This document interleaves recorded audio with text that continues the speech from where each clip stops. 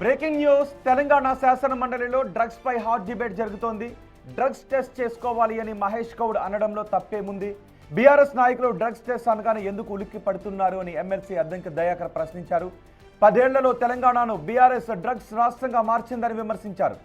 సాక్షాత్తు బీఆర్ఎస్ నాయకులే డ్రగ్స్ సేవించి దొరికిపోతే ఆ పార్టీ నాయకులు ఎందుకు స్పందించడం లేదు అని ప్రశ్నించారు. తప్పేముంది? ఈగల్ టీముకు మీ లీడర్లు దొరుకుతున్నారంటే ఆత్మపరిశీలన చేసుకోండి. ఎందుకు ఒక స్టేట్మెంట్ మా నాయకుడు కాదు అని చెప్పి మీ పార్టీ నుంచి రాలే? ఇక్కడ మీరు అబ్జెక్షన్ చెప్తున్నారు. ఇలా పోలీసులతో ఈగల్ టీమును తప్పుపడుతున్న పరిస్థితి ఉన్నది. ఈరోజు ఎఫ్ఐఆర్ను తప్పుపడుతున్న పరిస్థితి ఉన్నది.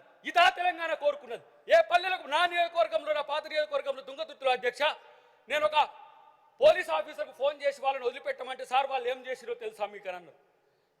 ఇవాళ నా తెలంగాణ జాతి డ్రగ్స్ తీసుకోవాల్సిన దుస్థితికి వచ్చిందా?